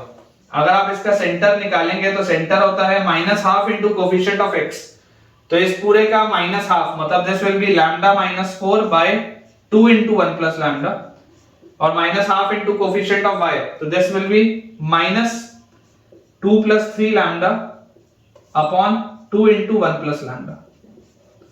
ये अपने पास आएंगे सेंटर के कोऑर्डिनेट्स, और ये सेंटर के कोऑर्डिनेट्स इसको सेटिस्फाई अगर बेटा मैं करवा दूं तो यहां से मेरे पास देखो आ जाएगा, क्योंकि ये सेंटर के coordinates must satisfy, this must satisfy the radical axis. यही तो बोला जा रहा है ना, centre of this circle lies on the radical axis of the given circle S1 and S2, तो ये उस पर लाई करेगा। तो यार यहां से देखो आपके पास क्या आ जाएगा, जैसे आप इसको इसमें डालोगे तो this will B 10 into x की जगह lambda minus 4 upon 2 into 1 plus lambda, और फिर माइनस 2y, तो माइनस 2y तो माइनस, और ये माइनस बैलेंस हो जाएगा तो प्लस 2 इंटू y की जगह आप लिखेंगे 2 plus 3 lambda upon 2 into 1 plus lambda, ये आ गया अपने पास, और प्लस 5 इज इक्वल टू 0। ये 2 से ये 2 गया, ये 2 से ये 10 गया, 5 आया। और अगर मैं 1 प्लस लैम्डा भी पूरे में मल्टीप्लाई कर दूं तो डायरेक्टली देखो मैं लिख रहा हूं 5 lambda minus 20 plus 2 plus 3 lambda, और ये 1 प्लस लैम्डा इधर आ गया, तो 5 plus 5 lambda is equal to 0। तो बच्चों 5 lambda 3 lambda 8 lambda 5 lambda 13 lambda minus 20 और प्लस 5, दिस इज माइनस 15 और प्लस 2, माइनस 15 और plus 2 is minus 13 is equal to 0। तो यार यहां से आपके पास लैम्डा की वैल्यू आ जाती है 1। ठीक है ना, जैसे ही आप बेटा ये करेंगे आपके पास लैम्डा की वैल्यू आ जाएगी 1, और जैसे ही हमारे पास लैम्डा की वैल्यू 1 आई तो अपने पास देखो फाइनल आंसर कितना आ जाएगा। लैम्डा की वैल्यू बच्चों 1 आते ही फाइनल आंसर में अगर यहां पर आपके लिए लिख दूं तो अपने पास आंसर आ जाएगा x square plus y square, x square plus y square, lambda की जगह 1 लिखते ही ऊपर 3 नीचे 2, तो plus 3x by 2 plus 3x by 2, उसके बाद लैम्डा की जगह 1 लिखते ही 2 प्लस 3 5 बाय 2, तो plus 5y by 2 plus 5y by 2, और लैम्डा की जगह 1 लिखते ही बेटा यहाँ पे आपके पास आ जाएगा 1 रखते ही यहाँ पे 1 माइनस 3 बाय 2, तो 1 minus 3 by 2 is minus 1 by 2 और 2, तो minus 1 by 4, minus 1 by 4, this is equal to 0। ये आपका आंसर है यार, चेक कर लो, ये आपके पास आंसर आ जाएगा। ठीक है, मैं एक बार आपको देख भी लेता हूं, x square plus y square plus 3x by 2 plus 5y by 2 minus 1 by 4 equal to 0, बिल्कुल सही। कंसेप्ट बच्चों आपको देखो बिल्कुल ये समझ में आ गया होगा कि कोएक्सियल सिस्टम्स का कंसेप्ट क्या होता है। ऐसे सिस्टम ऑफ सर्कल्स जिनमें अगर आप कोई भी दो पेयर, मतलब कोई भी आप एक पेयर जिसमें लें तो रेडिकल एक्सिस हमेशा सेम है, तो आप कोएक्सियल सिस्टम ऑफ सर्कल को S1 प्लस लैम्डा S2 लिख के भी आगे बढ़ सकते हैं अगर आपको दो सर्कल्स पता हो तो, या अगर आपको रेडिकल एक्सिस पता हो और एक सर्कल पता हो तो आप इस तरीके से भी आगे बढ़ सकते हैं, कोई दिक्कत की इसमें बात नहीं है। मैंने आपको एक मेथड से इसमें करके बताया, लैम्डा की वैल्यू 1 आई और आंसर निकल आया। आंसर आपका देखिए इन दोनों मेथड से भी सेम आएगा। तो आप एक बार होमवर्क के लिए बेटा खुद से अभी वीडियो पॉज करिए और इन दोनों मेथड से सॉल्व करके देखिए। ऑफ कोर्स लैम्डा की वैल्यूज अलग आएंगी, लेकिन जो फाइनल आंसर होगा देखिएगा वो सेम आएगा। करके बताओ मुझे कमेंट्स में कि आपका भी आंसर मैच हो रहा है या नहीं। अब बच्चों हम अपने अगले टॉपिक की तरफ आगे बढ़ते हैं, that is angle of intersection between the two circles. लेकिन मैं आपको बता दूं कि अभी रेडिकल एक्सिस और रेडिकल सेंटर पूरा खत्म नहीं हुआ है, अभी भी इसमें बहुत सारे कंसेप्ट मुझे पढ़ाना बचा है। लेकिन इनके अगले कंसेप्ट को अच्छे से समझने के लिए आपको एंगल ऑफ इंटरसेक्शन, ऑर्थोगोनैलिटी, ये सब पता होना चाहिए। तो अभी मैं आपको बेटा ऑर्थोगोनल इंटरसेक्शन क्या होता है, दो सर्कल्स के बीच में एंगल ऑफ इंटरसेक्शन क्या होता है, वो पहले अच्छे से समझा देता हूं। उसके बाद फिर देखिएगा जो नेक्स्ट लेक्चर हमारा होगा उसमें दोबारा उठ के रेडिकल सेंटर आएगा, अब ऑर्थोगोनैलिटी के साथ।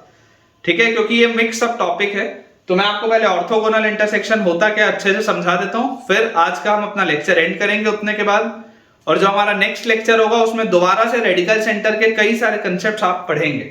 तो टॉपिक बेटा लिखेंगे angle of intersection, angle of intersection, angle of intersection of to circles, angle of intersection of to circles. दो सर्कल्स के बीच में इंटरसेक्शन अगर दो सर्कल्स करते हैं तो एंगल क्या होगा। तो सबसे पहले बच्चों आप थ्योरी लिख लीजिए कि it is defined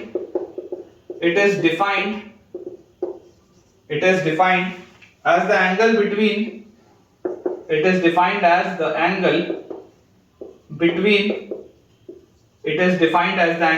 between their tangents. It is defined as the angle between their tangents at the point of intersection. Between their tangents at the point of intersection.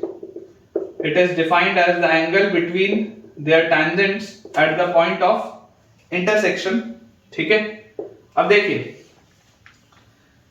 ये बेटा मेन जो टॉपिक है, इस तरीके का कर्व्स के बीच में क्या इंटरसेक्शन का एंगल होता है। हर जगह डेफिनेशन सेम रहेगा कि अगर आपके पास कभी भी कोई भी दो अलग अलग कर्व हो, जैसे ये सर्कल है, कभी अगर मान लो पैराबोला हो, कभी इलिप्स हो, कभी हाइपरबोला हो, दो कर्व्स के बीच का एंगल ऑफ इंटरसेक्शन हमेशा ही होगा उनमें जो टेंजेंट्स आप बनाते हैं उसके बीच में क्या एंगल है। तो it is defined as the angle between their tangents at the point of intersection. अब हो क्या रहा है मैं आपको समझाता हूं, बहुत अच्छे से बेटा समझने की आप कोशिश करिए कि इमेजिन करिए अगर आपके पास एक ये सर्कल है और ये आपके पास एक दूसरा सर्कल है। थोड़ा इसको मैंने बड़ा बनाया है जानबूझ के, ठीक है, इस सर्कल को बेटा अपन ने थोड़ा सा बड़ा बनाया है जानबूझ के ताकि आपको थोड़ी सी क्लैरिटी आए कि हो क्या रहा है। मैं आपको इसमें बोलता हूं कि इनका ये पॉइंट ऑफ इंटरसेक्शन, तो इस पॉइंट ऑफ इंटरसेक्शन में अगर आप टेंजेंट्स ड्रॉ करेंगे, इस पॉइंट ऑफ इंटरसेक्शन में बच्चों जब आप टेंजेंट्स ड्रॉ करेंगे तो उन टेंजेंट्स के बीच में जो एंगल होगा that is your angle of intersection between the two circles. तो जैसे ये हमारे पास बेटा, अगर हम इस पॉइंट की बात करें, बेसिकली दोनों में सेम ही आएगा। तो अगर मैं ऊपर वाले पॉइंट की बात करूं तो ऊपर वाले पॉइंट पे देखो एक टेंजेंट, ये डॉटेड लाइन में बना रहा हूं, ये एक टेंजेंट होगा ये वाले सर्कल, ठीक है ना। This is your circle S1, this is your circle S2। Circle S1 पर बेटा मैंने टेंजेंट डाला, उसी तरीके से अगर मैं सर्कल S2 पर टेंजेंट ड्रॉ करूं तो ये बेटा सर्कल S2 पर भी मैंने टेंजेंट ड्रॉ कर दिया। ये मैंने कौन से पॉइंट पे डाला, eight their point of intersection, जो पॉइंट ऑफ इंटरसेक्शन था उस पे अपन ने ये ड्रॉ किया। अब बेटा मैं आपको ये बोलता हूं कि ये जो एंगल है, if this is angle theta, ये दोनों के टेंजेंट्स के बीच में अगर बेटा एंगल मैं थीटा मान रहा हूं, ठीक है ना, मैं बोलता हूं कि theta is the acute angle, theta is the acute angle between tangents. क्योंकि आपको बेटा स्ट्रेट लाइन के कंसेप्ट से एक चीज पता होगी, स्ट्रेट लाइन में हम पढ़ते हैं कि अगर दो लाइंस के बीच में एक एंगल थीटा है तो जो दूसरा एंगल इनके बीच में होगा that will B 180 minus theta. बहुत ऑब्वियस सी बात है। तो हम इसलिए बोल देते हैं कि इनके बीच का जो एक्यूट एंगल है दैट इज थीटा। अब अगर बेटा ये थीटा इनके बीच में एंगल है तो चलो ये बात तो अपने को समझ में आती है। मैं बोलता हूं इसका यहां पर देखो कहीं पे सेंटर होगा और इसका मान लेते हैं सेंटर यहां पर कहीं पर, ठीक है। जानबूझ के मैंने थोड़ा जनरल से ऐसा फिगर इसका बनाया है। अब मैं बोल्ड लाइन से इसके सेंटर को इस पॉइंट से ज्वाइन करता हूं और अगेन बोल्ड लाइन से इसके सेंटर को इस पॉइंट से ज्वाइन करता हूं और ये दोनों सेंटर्स को मैं आपस में भी ज्वाइन कर देता हूं इस तरीके से। तो ये बेटा मैंने बना लिया एक फिगर, ठीक है। इसी फिगर को मैं यहां पर अब बड़ा सा आपके लिए बना रहा हूं ताकि आपकी अंडरस्टैंडिंग क्लियर रहे। ये अपने पास इस तरीके से देखिए फिगर बना हुआ है। इस फिगर में यहां पर अपने पास ऐसा एक टेंजेंट था, यहां पर अपने पास इस तरीके से एक दूसरा टेंजेंट था और क्लियरली आपको दिखाई दे रहा है कि देखो ये जो डॉटेड लाइंस थी, ये जो बच्चों डॉटेड लाइंस थी, ये डॉटेड लाइंस के बीच में एंगल थीटा था। ये डॉटेड लाइंस के बीच में अगर एंगल थीटा था तो इधर भी ये डॉटेड लाइंस के बीच में एंगल थीटा होगा, वर्टिकली अपोजिट एंगल्स। तो ये चीज समझ में आनी चाहिए अपने को। अब इंपॉर्टेंट बात क्या है, इंपॉर्टेंट बात बच्चों ये है कि आप देखिए ये आपके पास मान लीजिए C1 है, ये आपके पास C2 है। Centre of circle S1 is C1, centre of circle S2 is C2। ये जो हमारे पास है this is radius R1, this is radius R2, ठीक है ना। C1 जो है it is centre of S1, C2 जो है it is centre of S2, ठीक है। R1 जो है वो इसका रेडियस है, R2 इसका रेडियस है।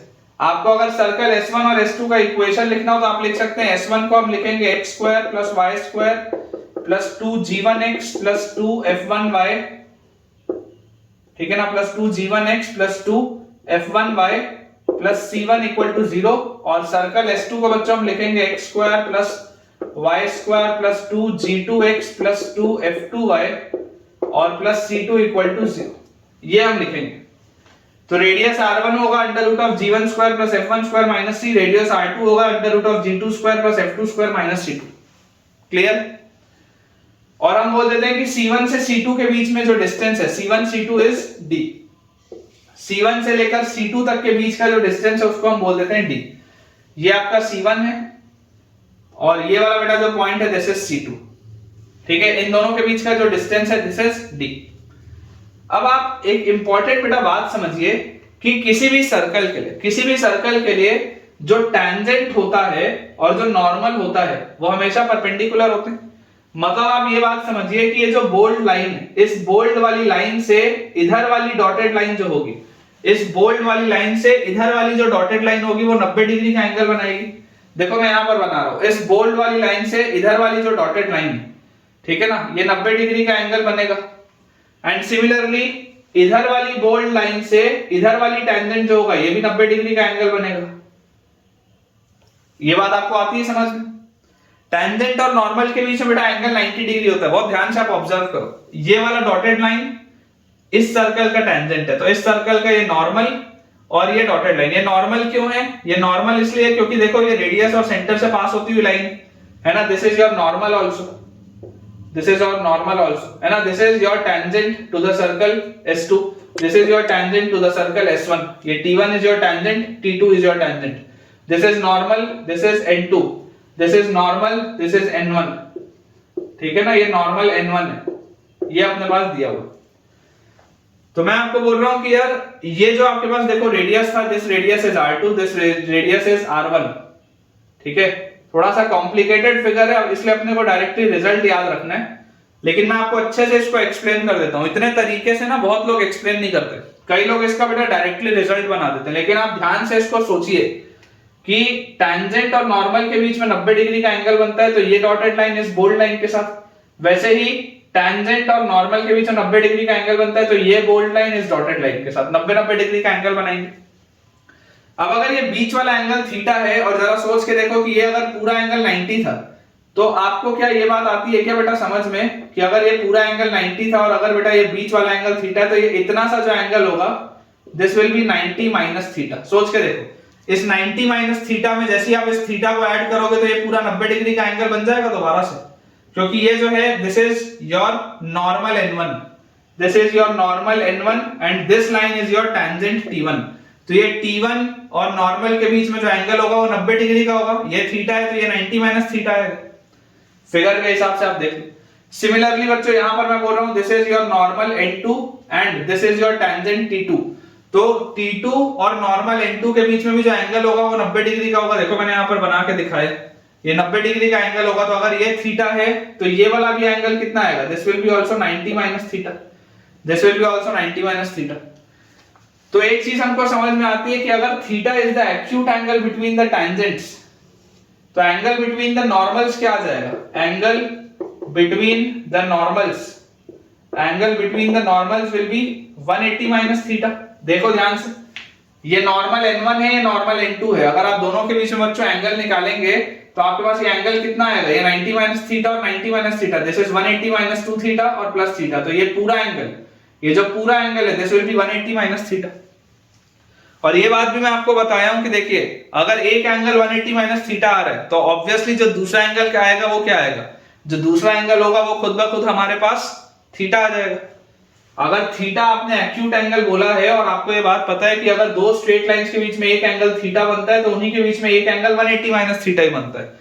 तो अगर ये दो नॉर्मल्स हैं, इन दो नॉर्मल्स के बीच में अगर एक एंगल 180 माइनस थीटा बन रहा है तो इनके बीच में एक एंगल थीटा भी तो बन रहा होगा। तो देखो angle of intersection of the two circles it is defined as the angle between their tangents at the point of intersection, और या यहां पर लिख लो एंगल बिटवीन देयर टेंजेंट्स और नॉर्मल्स, क्योंकि आप देख सकते हैं कि अगर आप थीटा को एक्यूट एंगल बोलेंगे तो अगर देखो ये दो नॉर्मल्स हैं, ये दो नॉर्मल्स के अगर बीच में बेटा ये एंगल 180 माइनस थीटा बन रहा है तो 180 minus theta will be obtuse.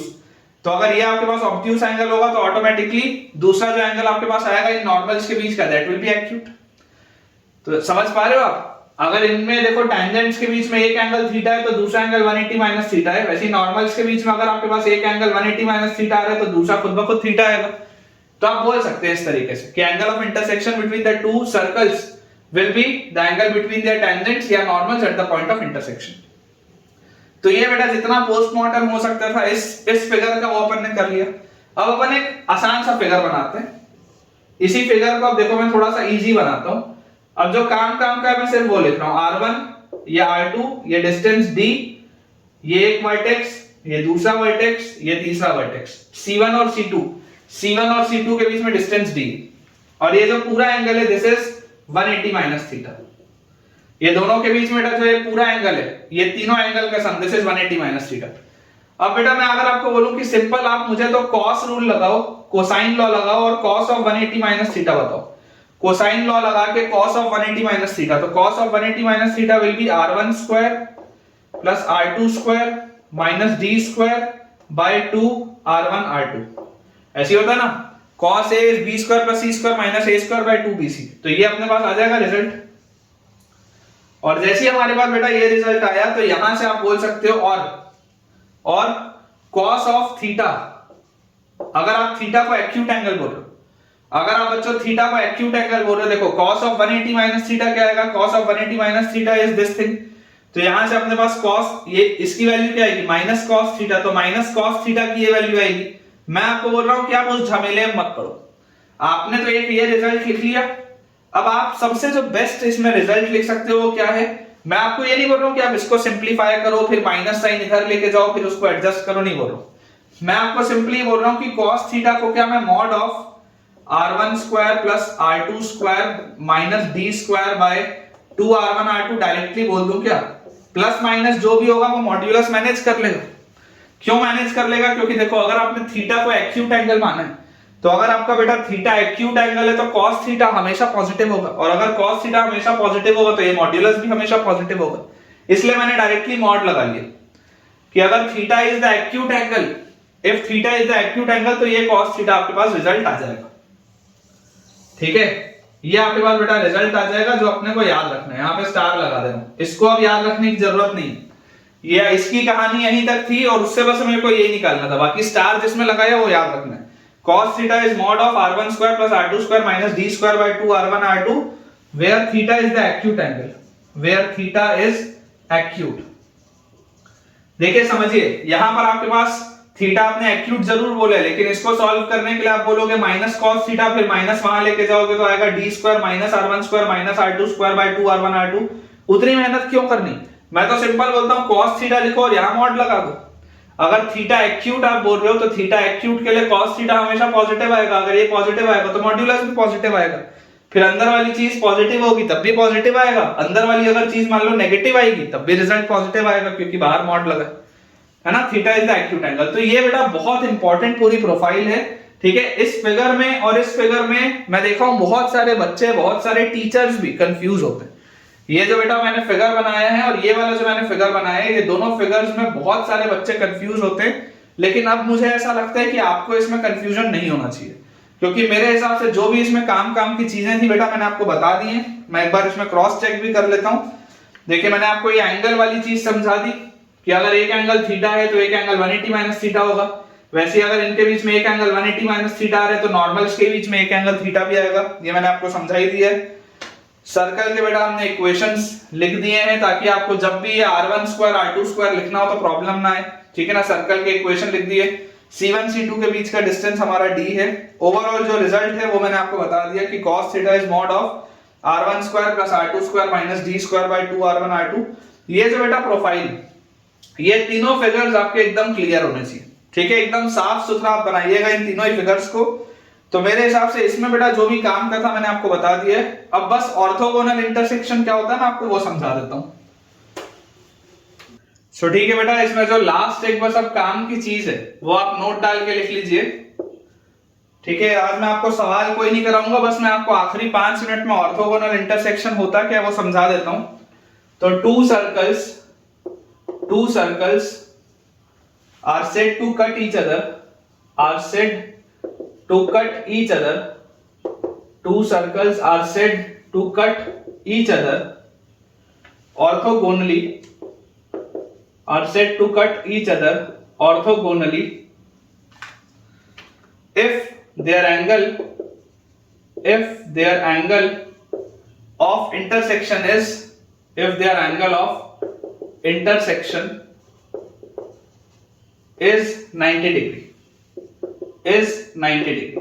अगर मान लीजिए बच्चों कभी आपके पास ऐसा हो जाए कि दो सर्कल्स आपस में 90 डिग्री में एक दूसरे को कट कर रहे हैं, then the two circles are said to have orthogonal intersection, या two circles are said to cut each other orthogonally if their angle of intersection is 90 degree, ठीक है। अब अगर बच्चों 90 डिग्री का इंटरसेक्शन हो रहा है, इसका मतलब क्या?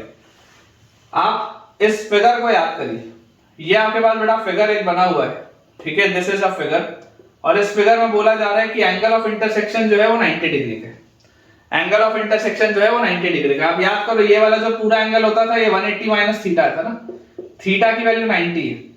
ये जो पूरा एंगल होता था ये 180 माइनस थीटा होता था। अगर थीटा 90 है तो ये पूरा 90 डिग्री आएगा। ये आपके पास है R1, ये आपके पास है R2, ये आपके पास है D।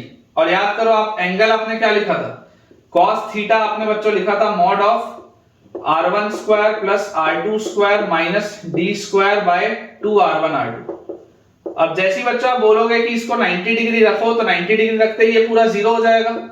इसका मतलब आपके पास आ जाएगा theta equal to 90 degree implies R1 square plus R2 square is equal to D square. This implies R1 square plus R2 square is equal to D square, जो कि आप यहां से पाइथागोरस थ्योरम भी बोल सकते हो। इसी को आप पाइथागोरस थ्योरम से ही बोल सकते हो कि यार ये अगर 90 डिग्री होगा तो राइट एंगल ट्रायंगल बनेगा, तो R1 square plus R2 square की वैल्यू D स्क्वायर के बराबर आएगी। तो आप चाहे इसको पाइथागोरस थ्योरम से पकड़ो या यहां से पकड़ो, बात एक ही। अब अगर हमने ये लिख लिया तो देखिए बेटा सर्कल S1 हमारे पास था x square plus y square plus 2g1x plus 2f1y plus c1 equal to 0। तो इसका रेडियस R1 क्या आ जाएगा, under root of g1 square plus f1 square minus c1। वैसे ही सर्कल S2 हमारे पास है x square plus y square plus 2g2x plus 2f2y plus c2 equal to 0। तो हमारे पास जो रेडियस R2 आएगा that will be under root of g2 का स्क्वायर प्लस f2 का स्क्वायर माइनस c2, ये अपने पास आ जाएगा। तो यहां से बेटा अगर मैं आपको बोलूं कि c1 और c2 क्या था, ये c1 था ये c2 था, तो सेंटर इसका क्या आएगा, इसका सेंटर आपके पास आ जाएगा minus g1 comma minus f1, और इसका सेंटर आपके पास आ जाएगा minus g2 comma minus f2। तो यार आप थोड़ा सा ऑब्जर्व करिए कि डिस्टेंस d क्या है, distance d is under root of, distance d is under root of, यहां पर आप डिस्टेंस फार्मूला लगाएंगे c1 और c2 के बीच में, तो जैसे आप डिस्टेंस फार्मूला लगाएंगे तो minus g1 minus minus g2, तो this will B g2 minus g1 का whole square plus minus f1 minus of minus f2, मतलब कि f2 माइनस f1 का होल स्क्वायर, ये आपके पास लिखा है। अगर आप इसको बच्चों यहां पर सब्स्टिट्यूट कर दें तो r1 स्क्वायर मतलब g1 square plus f1 square minus c1 plus r2 square मतलब g2 square plus f2 square minus c2 is equal to distance का स्क्वायर इज, इसको एक्सपैंड अब कर देते हैं तो g2 माइनस g1 का होल स्क्वायर लिखा है और प्लस f2 माइनस f1 का होल स्क्वायर लिखा है। एक्सपैंड करते ही हमारे पास आ जाएगा g2 square plus g1 square minus 2g1 g2 plus f2 square plus f1 square minus 2 f1 f2। देखो बेटा क्या क्या कैंसिल हो रहा है, g1 square f1 square, g1 square f1 square, g2 square f2 square, g2 square f2 square. तो यार आपके पास बच क्या क्या रहा है, अगर मैं सबको इस साइड ले आऊं, पूरे को अगर बेटा मैं इस साइड ले आऊं तो मेरे पास आ जाएगा, और ये -C1C2 को उस साइड ले जाऊं तो अपने पास आ जाएगा बेटा 2G1G2 plus 2F1F2 is equal to C1 plus C2। ये आ जाएगा क्या रिलेशन? या आप ऐसा बोल दो कि आप LHS और RHS को -1 से मल्टीप्लाई कर दो, तो C1 plus C2 will be equal to 2G1G2 plus 2F1F2। ये आपके पास रिजल्ट आएगा। ये रिजल्ट हमको याद होना चाहिए, this has to be remembered. इसमें बहुत सवाल बनते हैं। अगले लेक्चर में आप देखोगे मैं आपको ढेरों सवाल कराऊंगा इस कंसेप्ट पे। This is the condition for orthogonal intersection. अगर दो सर्कल्स का ऑर्थोगोनल इंटरसेक्शन हो रहा है तो बेटा 2G1G2 plus 2F1F2 will be equal to C1 plus C2। ये रिजल्ट आपको याद होना चाहिए, ठीक है। आप किसी भी कीमत में इस रिजल्ट को भूलना अफोर्ड नहीं कर सकते। ये आपको रिजल्ट याद होना चाहिए, इसमें सवाल बनना निश्चित होता है। 2G1G2 plus 2F1F2 is equal to C1 plus C2। This is the condition of orthogonal intersection, ठीक है।